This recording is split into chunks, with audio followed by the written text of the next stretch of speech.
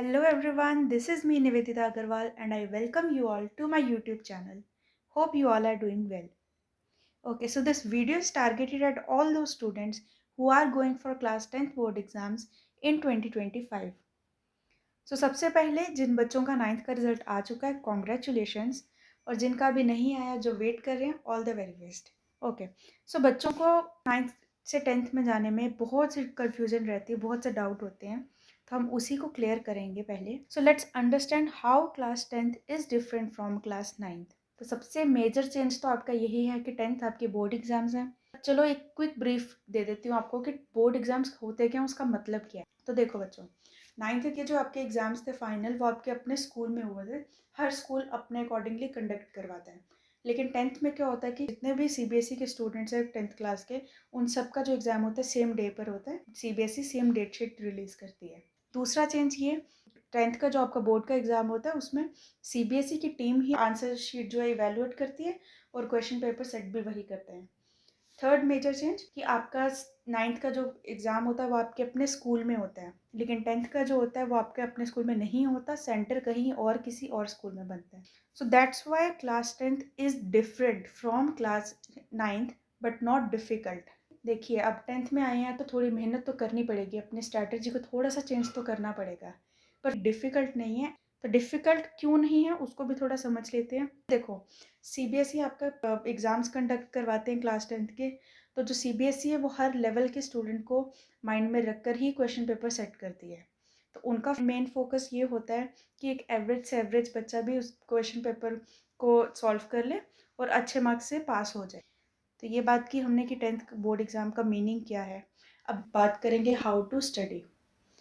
सबसे पहले आपकी जो एनसीईआरटी है वो आपकी टेक्स्ट बुक है, जो कि सीबीएसई खुद कहती है कि टेक्स्ट बुक आपकी एनसीईआरटी है, उस पर स्टिक रहिए।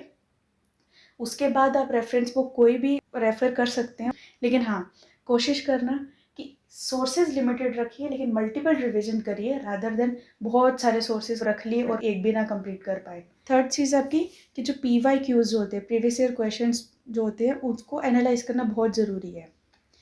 PYQ हमारे हेल्प करते हैं ये चीज़ हमें एनालाइज करने में कि आपके प्रीवियस ईयर में कौन से चैप्टर से कौन सा टॉपिक जो है उस पर क्वेश्चन ज़्यादा बार पूछे गए हैं। उसी से हमें पता चलता है कि हमारा कौन सा टॉपिक बहुत ज़्यादा इंपॉर्टेंट है और कौन सा ऐसा है जिसमें हम स्किप कर सकते हैं, मतलब क्वेश्चन जो है वो रिपीट नहीं हुए या पूछे ही नहीं जाते हैं। तो ये चीज़ एनालाइज करने में हमें PYQ हेल्प करता है। सेकेंड थिंग कि PYQ से हमें बहुत बार ऐसा पता चलता है कि क्वेश्चन जो है हर साल एज इट इज़ ही रिपीट हो रहे होते हैं, बस उसमें उन्होंने थोड़ा सा लैंग्वेज में डिफरेंस किया होता है, बट आंसर लगभग सेम ही होता है। तो PYQ बहुत इंपॉर्टेंट है आपको समझने के लिए कि आपको किस तरह से अपनी प्रिपरेशन करनी है। ओके, सो फोर्थ थिंग आपकी आ गई सैम्पल पेपर्स।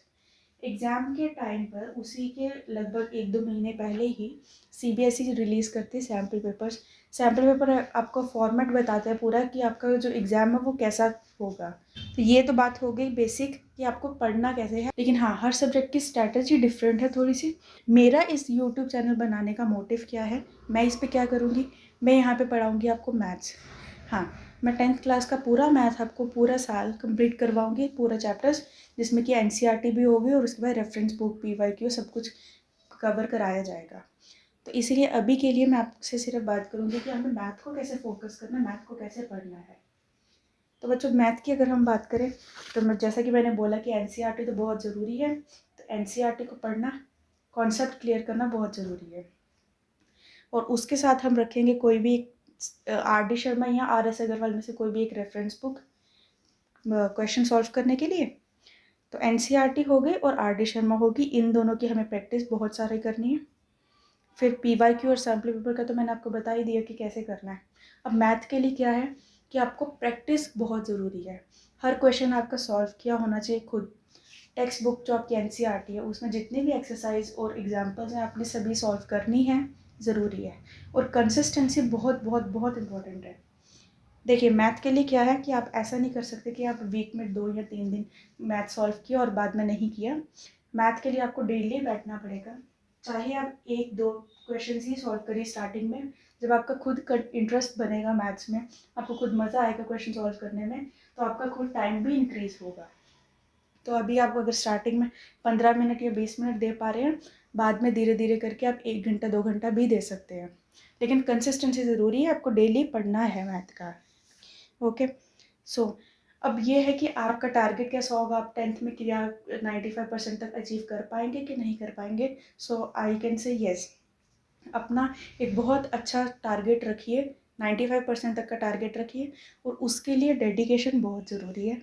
मेहनत करिए, हर सब्जेक्ट की अच्छे से स्ट्रैटेजी बनाइए, टाइम टेबल बनाइए, कंसिस्टेंसी बहुत ज़रूरी है, बहुत बहुत ज़्यादा प्रैक्टिस हर सब्जेक्ट के लिए, और टेस्ट देना बहुत ज़रूरी है। यही कुछ बेसिक्स चीज़ें होती हैं जिनको अगर आप सिंसियरली पूरा साल कर लेते हैं तो आप yes 95% तक भी अचीव कर पाएंगे। So this was the short intro video plus a quick announcement regarding your academic session.